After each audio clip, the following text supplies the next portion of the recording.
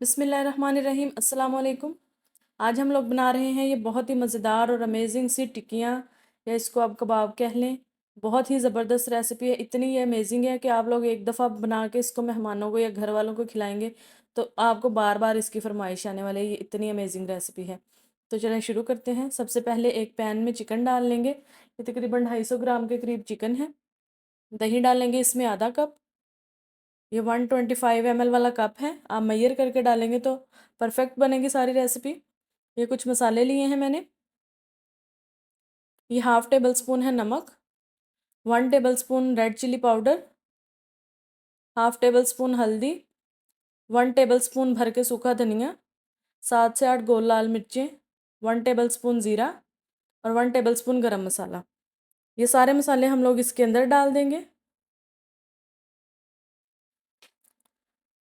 अब इसको हम मिक्स करेंगे अच्छी तरह से। आप लोग चाहें तो आप इसको मैरिनेट भी कर सकते हैं 15-20 मिनट के लिए, लेकिन फ़ौरन बनाना चाहें तो आप फ़ौरन से बना सकते हैं। मैं इसको कवर कर दूंगी और मैं फ़ौरन ही इसको पका लूँगी। इसको हम लोगों ने तकरीबन 10 मिनट के लिए पकाना है, तो कुछ इस तरह से हो जाएगा। इसका सारा पानी ड्राई कर देना है, हमें कोई भी इसमें पानी नहीं चाहिए। अभी इसको थोड़ा सा ठंडा करेंगे और इसको हम लोगों ने इस तरह से, कोई कुंडी लेनी है या कोई चॉपर लेना, उसमें चॉप कर लें। आप लोग इसमें करेंगे तो ज़्यादा बेस्ट है, क्योंकि चॉपर में बिल्कुल रेशा रेशा नहीं बनता, उसमें ज़्यादा फाइन चॉप हो जाता है। इस तरह से इसको मैंने कूट लिया है। आप लोग हाथ से भी कर सकते हैं रेशे इसके, लेकिन इस तरह बहुत ईजी हो जाता है। देखिए कितने ज़बरदस्त से इसके रेशे बन चुके हैं।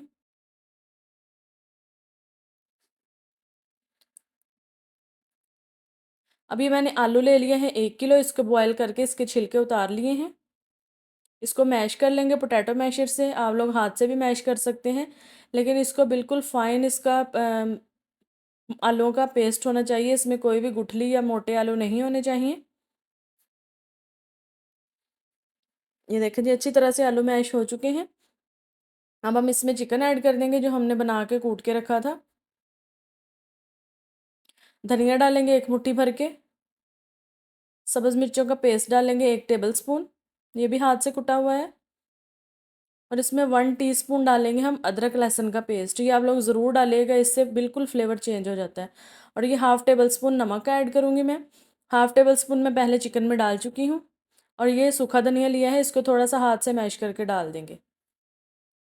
नमक आधा मैंने पहले डाल लिया था, आधा हम इस स्टेज पे डालेंगे। अब इसको अच्छी तरह से मिक्स कर लेंगे ताकि सारे स्पाइसेस और आलू आपस में कंबाइन हो जाएं। आप लोग हाथ से भी इसको मैश कर सकते हैं। और यहाँ पे इसको आपने अच्छी तरह से मिक्स करने के बाद एक दफ़ा नमक ज़रूर चेक करना है। अगर आपको नमक कम लगे तो आप उसको सेट कर सकते हैं। और जितना मैंने चिकन बनाया था उसको आप 2 किलो आलूओं में भी ऐड कर सकते हैं, क्योंकि चिकन की काफ़ी अच्छी क्वांटिटी बन जाती है। अब इस तरह से इसकी हम लोग टिक्कियाँ बना लेंगे। ये तकरीबन इतने आलूओं में हमारी 28 से 20 टिक्कियाँ रेडी हो जाएंगी। ये देखिए इस तरह से ये काफ़ी अच्छे साइज़ में मैंने बनाई हैं। अब इसको हम लोगों ने फ्राई करना है। ये एक तवा लिया है मैंने, उसके ऊपर ऑयल डाल देंगे और इसको गर्म होने के लिए रखेंगे 2-3 मिनट के लिए। उतनी देर में हम लोग अंडे ले लेते हैं। ये मैंने 2 अंडे ले लिए हैं और इनको अच्छी तरह से बीट कर लिया है। अंडों को आप लोगों ने तब तक बीट करना है जब तक ये फ्लफ़ी हो जाए, इनमें कोई लम्स ना रहे। अब इस तरह से इसके अंदर टिक्कियाँ डाल के फ्राई करेंगे। इसको अच्छी तरह से कोट करेंगे। फिर तवे के ऊपर इसको, फिर इस तरह से तवे के ऊपर डालेंगे। यहाँ पे हमारा घी बहुत अच्छी तरह से गर्म है। ये देखें, क्योंकि हमारा तवा काफ़ी बड़ा है इसलिए तो इसके ऊपर तकरीबन 14-15 टिक्कियाँ एक टाइम पे फ्राई हो सकती हैं।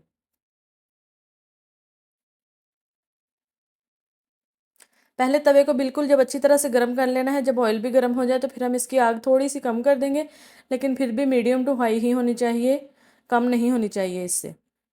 इसको एक साइड से हम 2 से 3 मिनट के लिए पकाएंगे ताकि इसके ऊपर खूबसूरत सा गोल्डन कलर आ जाए और एक साइड हल्की सी क्रिस्पी हो जाए। ये 2 से 3 मिनट हो चुके हैं। अब इसकी साइड चेंज करेंगे हम लोग। ये देखिए कितना खूबसूरत सा गोल्डन कलर आ चुका है एक साइड पे।